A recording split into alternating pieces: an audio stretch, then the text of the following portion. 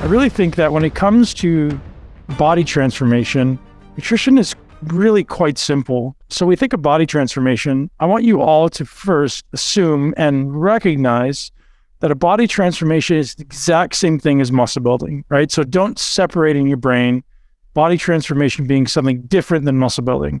It needs to be synonymous. When you're trying to transform your body, the objective in your mind has to be, I'm trying to build muscle, even if you think you're not, because here's why. If you think you're not trying to build muscle, the way you don't build muscle is just don't eat as much, right? You still got to train as though you're trying to build muscle.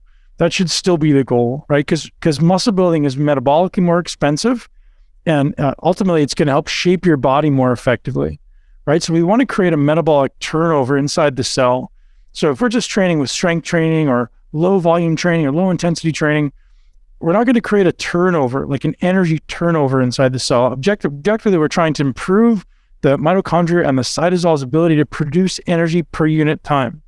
So the more we can train in this hypertrophy range and ultimately accumulate more volume, the faster we can teach our body to be more effective with burning through nutrients, which is objectively the goal, right? As we age, regardless of where you are now, your cell's ability to produce energy gets diminished. So one of the primary focuses of any nutrition plan, or ultimately any transformation plan, should be, how can I get my cells to turn over more nutrients per unit time? So how can I ramp up ATP production, right? That's really what the goal should be. And so, nutrition can influence that a lot, but so can training. So therefore, if we back up for a second to what I was saying, muscle building is the primary goal, then how do we eat for muscle building, right? Well, if you're new to this world, protein governs muscle building, right? Muscle building is 100% about protein. Maybe not 100%, but certainly 95% about protein. And I'll tell you what the other 5% is in a minute. But so then your primary objective needs to be, well, how can I get as much protein as I need and make sure I can digest, absorb, and assimilate as much protein as I eat? Sometimes in our minds, we think, hey, I ate 200 grams of protein today, therefore I used 200 grams of protein. That's not true, right? That's not true. So just because I consume 200 grams of protein or any arbitrary amount, 150, 300, whatever, doesn't mean that I actually digest, absorb, and assimilate all of it. There's varying amounts based on the quality of the protein and the quality of my ability to digest it. So we got to think about that. So when the coaches and I are creating nutrition plans for you, we're trying in the background to help your body not only get the best quality food in, but improve digestion, absorption, assimilation. Right? So nutrition isn't just what I eat, it's what my body does with what I eat. Everybody with me? So when it comes to building muscle, I want you guys to all frame it around, I must get 1 gram of protein per pound on average, right? On average. Your coach may see a little more, a little less, but on average, that's where you want to be, 1 gram of protein per pound. And that's been suggested to be kind of the quote unquote optimal range to optimize recovery, right? So recovery, when we talk about recovery, we're really talking about what's called muscle protein synthesis. The muscle's ability to synthesize new protein comes through DNA transcription. The body's synthesizing protein to ultimately recover, right? And we want to maintain muscle protein synthesis. I wouldn't say as often as we can, but in a relative positive proportion of the time, so that we maintain our muscle mass. If we're in a negative, what's called nitrogen balance, so positive or negative nitrogen balance ultimately means we're in a breakdown. Positive nitrogen balance means we're building up. So we want to maintain positive nitrogen balance so our body can maintain muscle, right? Or maintain its protein accumulation. That's kind of step one. Now, in the longevity world, some people will say you actually want to avoid muscle protein synthesis. This is a really important message being perpetuated now in the longevity space. They're saying you want to avoid muscle protein synthesis. So you're getting these conflicting camps coming at the world and saying, well, if you want to live long, you have to build muscle. We hear that muscle is the organ of longevity. And you have this other camp saying the thing you want to do to optimize longevity is minimize muscle protein synthesis. So what do? How do we balance this? So it's my opinion, and I may be biased, but I try not to be, that the camp perpetuating don't avoid muscle protein synthesis, the camp perpetuating that is wrong. They're wrong because what they're going to notice is as people age, sarcopenia is a big problem, right? The breakdown of muscle, sarcopenia is a big problem, right? So we can't be losing muscle as we age. Most people are going to die of well, I mean, if you don't die of a heart attack, and people will die of breaking a hip or of a metabolic disease, right? A metabolic disease that can probably be handled with more muscle, right? With the objective of building more muscle. So, if you want to have an argument about should I be eating protein or not, the argument will, in my opinion, always go toward absolutely. And if longevity is your goal, then you commit to 3 to 5 days of fasting every month. It seems as though the 3 to 5 days of fasting gives you all the benefits of longevity without really sacrificing an enormous amount of muscle. You're going to sacrifice some, but it's probably going to be pretty small. So once we've established 1 gram of protein per pound, then we're looking at, well, actually reverse 1 second. If you're building a diet for yourself, the first thing we need to know is, well, how many calories do I need to eat? Anyone ever wonder that? Like, how many calories do I need to eat? Here's the biggest mistake people make. You guys have heard me say this. Don't undereat. Don't undereat. Because if you're nutrition for most people is how we manage stress. And so if you're undereating, and there's another side of that, don't overeat.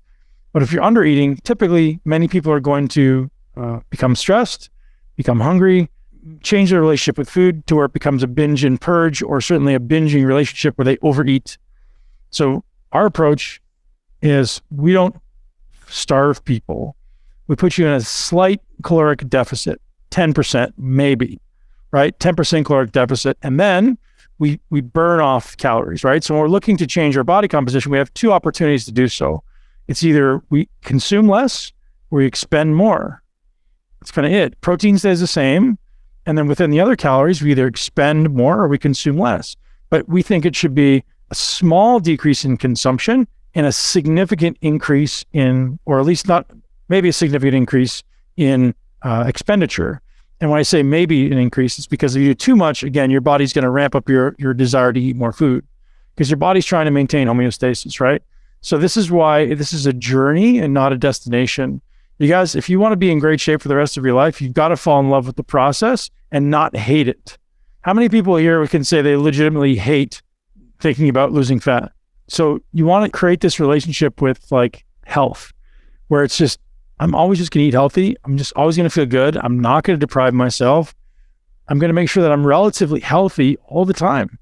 That should be the journey. It's not like I want to be in shape in 3 months and then fuck it. And then I'm going to eat 7 pizzas, right? Eat a piece of pizza from time to time. No problem.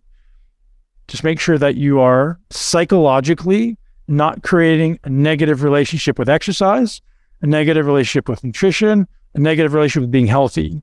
Because if you believe that it's you against your health or you against your psyche, like, oh, my psyche always wants to fight back, or I always feel stressed about these things, and starts to become an adversarial relationship, you will fail for the rest of your life. So you must create positive relationship, right? A eustress rather than a distress.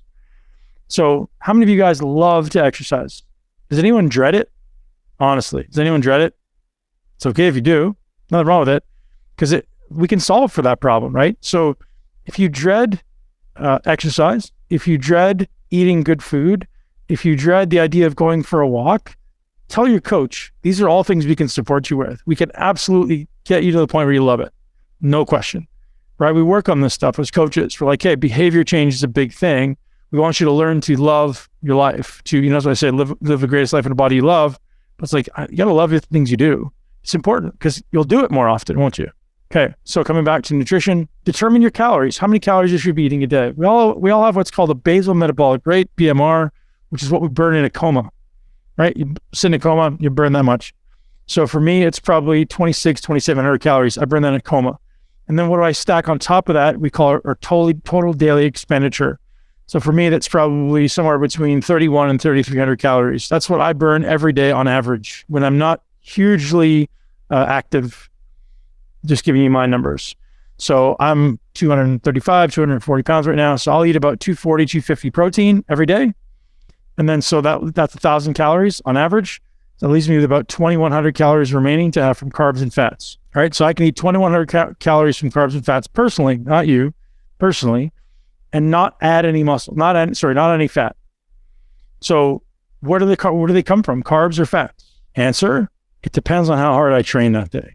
So I have a certain baseline of carbohydrates that I think that I consume, which for me personally, it is about 1 gram per pound. So about the same as my protein. So it's about 240, 250 grams of carbs baseline, right? And then so I fill the rest with that. That's if I'm training. And then I fill the rest with fat. Does that make sense? So, and then if I'm not training, I could bring those carbs way down and then have more fats. Here's why I do that, by the way. Your body, when you consume carbohydrates, your body has to dispose of them, right? And so your body can dispose, when I say dispose of them, like your blood glucose goes up, your insulin goes up, typically, and your body wants to put them into your muscles. But what happens if the muscles are full? There's enough carbohydrate there already. What happens if the muscles are full? Your body can only store glycogen in 2 places, right? Carbohydrate can get stored in 2 places, muscles and liver. If I've been eating enough carbohydrate for the last 24, 48, 72 hours, there's nowhere else for it to go. What happens to it? Gets turned into fat, right? Or it's more likely to get turned into fat. And what happens is your blood sugar starts to become, call it dysregulated, starts to become elevated, right? So if I'm eating carbohydrates too often without somewhere for the body to dispose of it, to be able to put it into the liver and the muscle, then all of a sudden my body goes, okay, no problem. We're just going to store this, or we're going to keep blood glucose elevated for longer. And then my body becomes, my hunger signals become dysregulated. I want to eat a lot. How many people on this call, after not having eaten for 2 to 3 hours, feel like they need to eat and they're like hangry? Like, I got to go eat. I need something to eat. Anyone ever get like that? Yeah. So if you didn't eat for 6 to 8 hours, what would happen? Could you do it? Would you feel just like incapacitated? Would you just be like dysfunctional? Anyone? So the balance of carbohydrate and fat seems to, like most research will tell you, it doesn't matter. But I will tell you that I believe it does matter, not necessarily from a fat loss perspective, but from a controlling a hunger signal perspective. So if you guys have any issues with overeating or managing your hunger signals, probably the most important thing you can do is learn to manage your blood glucose. It's not the only thing, but it's a big, big factor. So if you're someone who has dysregulated blood glucose, pre-diabetic, if you're over 20% body fat, or pre-diabetic, or you don't exercise, you probably have glucose dysregulation issues, certainly. And then your journey to losing fat becomes harder. You have to first fix the glucose dysregulation. How many of you have heard the term metabolic flexibility? Anybody? It's a very important term, maybe the most important term that you'll know in nutrition. Metabolic flexibility is the ability to use both carbohydrates and fats as fuel, to be flexible metabolically, right? So if I eat carbohydrates, my body should shift into burning carbohydrates. If I don't eat carbohydrates or I eat fat, my body should shift into burning fat. Someone who's metabolically flexible is metabolically healthy. The most extreme example of someone who's metabolically healthy is someone who can eat whatever they want and still stay lean. The opposite end of that is someone who's very metabolically broken, is someone who's diabetic or pre-diabetic, who they can eat anything and get fat. Doesn't matter if they're eating carbs or fat, the body's going to store it. This is a continuum of this metabolic flexibility. Low-end metabolic flexibility means, man, Charles Poliquin used to joke, three licks of a dry prune and you get fat, right? Which is very often true, right? People eat a small amount of food and they get fat. Versus somebody who's very healthy can eat anything and get lean. So the goal is we improve metabolic flexibility through improving cellular health. What's cellular health? An individual cell, you've got trillions of them. How does it work? Well, we need to make sure there isn't an excess of inflammation, oxidative stress. We got to make sure there's enough micronutrients. That's more or less it. Inflammation, minimize inflammation, optimize or minimize oxidative stress, maybe not optimize, not minimize. And then micronutrients. That's it. Cellular health, right? And micronutrients is vast. We just need to make sure those cells are working really well so you can send and receive signals from the cells. Nutrition, guys, is it sounds simple. I'm trying to simplify it, but it's a relatively simple undertaking, right? It's like, here's your total daily expenditure. It's the total number of calories you eat in a day. Determine your protein, determine your carbs, fill the rest with fat. That's it. And then hopefully when you're eating enough food and you're not under eating and starving yourself, your desire to eat is controlled. So you're not overeating, which is a real thing. And guys, here's an important message too.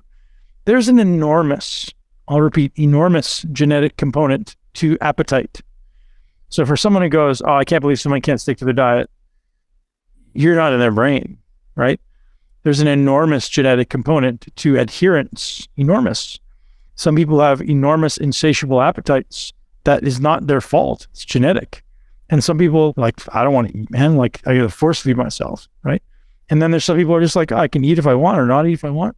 And there's very different levels of metabolic predisposition genetically. And there's genes for obesity, right? There's genes for obesity in the brain, meaning like your brain just has this insatiable hunger.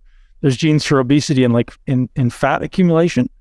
And some people have these things. And so having a little compassion for people when they're struggling on a diet is a big part of what we teach the coaches. Like, you're not them. So you can't shit on somebody because they can't follow a diet plan. Our goal is to support you guys, right? So how can we find a diet plan that you can follow through with, right? 100% success. Another thing I want to add to the nutrition conversation is there's a lot of back and forth on the value of vegetables. I have we'll say certainly a bias, or certainly I believe it's an educated opinion, that 10% of the population does really well as vegans, 10% of the population does really well as carnivore, and everyone else is in the middle, right? And 10% may be a stretch on both ends. It's probably more like 3% of people do well on vegan, 3% of people do well on carnivore, and everyone else is in the middle, meaning you should probably all be eating vegetables. You should probably all be eating meat, right? And then the relative proportion is definitely variable genetically. Like Chris Fudge does really well on a carnivore diet. I feel like shit on a carnivore diet. Terrible, right? So genetic, right? There's genetic variances in everywhere. There's environmental differences, there's training differences, there's history differences, there's health differences. There's a lot of variances. So don't be attached to one way of doing it. And here's another little trick for you. Don't be attached to one way of doing it. Even if you think you figured out what works for you now, it may be something completely different in 6 months. So you got to learn to be dynamic in your thought process when it comes to nutrition. Here's the reality. Do you know that we should be eating differently? Or I'll ask this question. Do you think that we should be eating differently in the summertime as we do in the wintertime? Absolutely, right? Why? What's the difference? Do you know that light is the single biggest influence on human biology? Light, by far. So do we get more light in the summer or the winter? Obvious, more light in the summer, which means more vitamin D, which means more insulin sensitivity, right? Which often means more activity. So think of how different the nutrition could be in the summertime than it is in the winter, right? Think about it. So like if you're gonna do a carnivore or keto diet, a great time to do that would be in the winter. You're gonna do a vegetable-based or fruit-based or higher carbohydrate diet, maybe a good time to do that would be in the spring and the summer, right?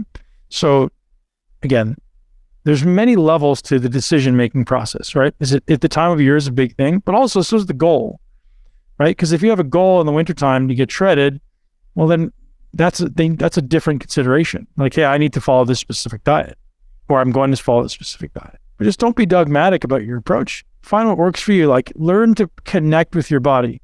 Gosh, I had a good visual experience today at the gym. There was 2 girls training side by side, and they were both doing tricep extensions.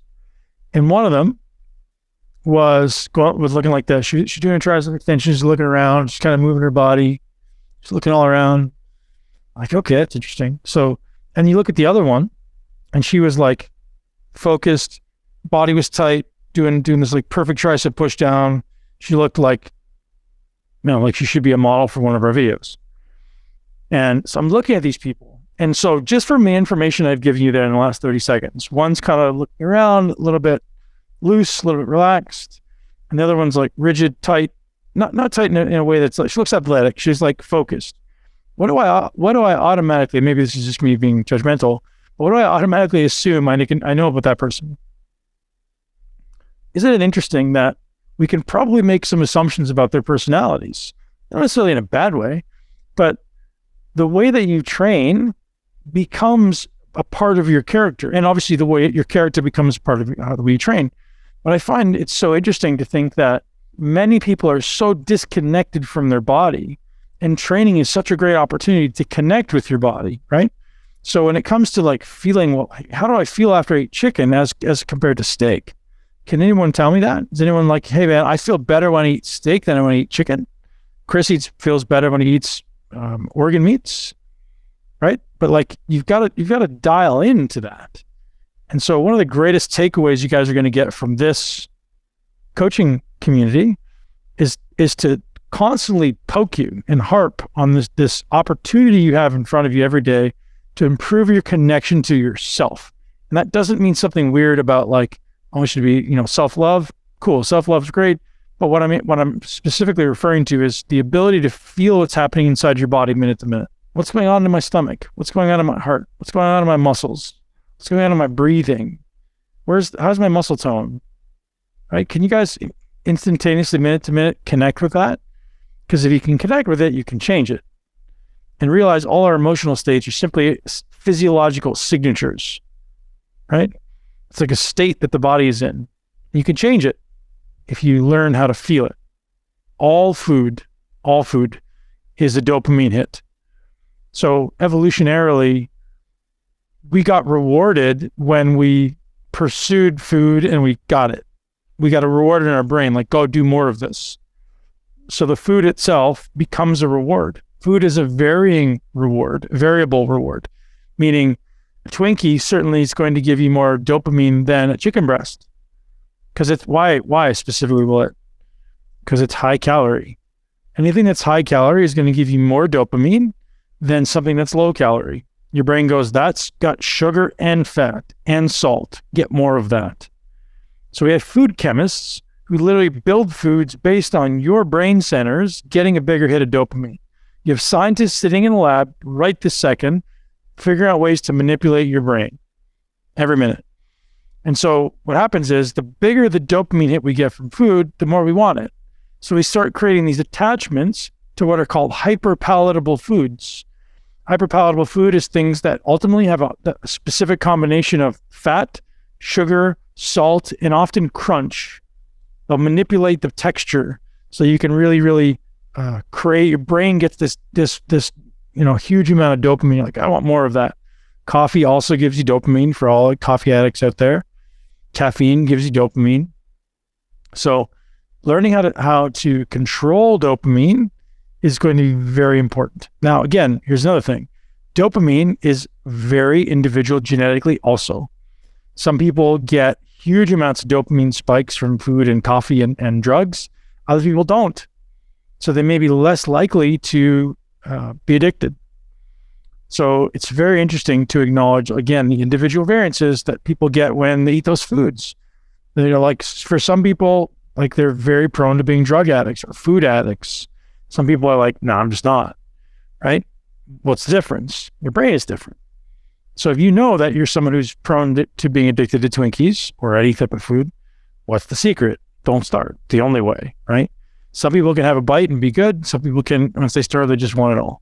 It seems as though the goal of nutrition is a healthy digestive tract can digest anything, right? If you and now there's genetic variances in this as well, but let's assume that the healthiest version of a digestive tract doesn't have any issues digesting protein, doesn't have any issues digesting carbs, fibers, anything, starches, right? Anytime there's some dysfunction or dysbiosis or any type of challenges within the GI tract, that could be from a lot of things, and we could mention those in a second, then your body will be less effective at using certain foods. This is why the first thing you do when you have somebody who's got gut issues is you put them on an elimination diet. You say, we're going to eat only the things that we know that don't hurt you, which is literally where the carnivore diet most recently kind of took its kind of front seat, is these people who have broken GI tracts get on a carnivore diet and they feel awesome.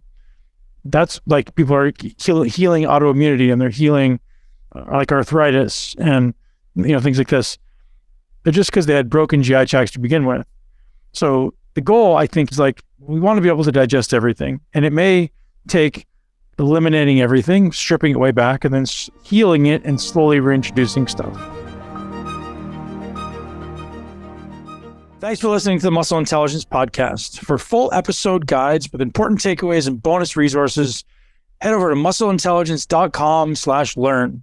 If you enjoy the show and find value in the content, please subscribe, share this podcast with at least one person you know and love who would benefit from this content, leave us a review, and support our sponsors. You can see the full list of show sponsors, discounts, and get exclusive Muscle Intelligence deals at muscleintelligence.com/resources.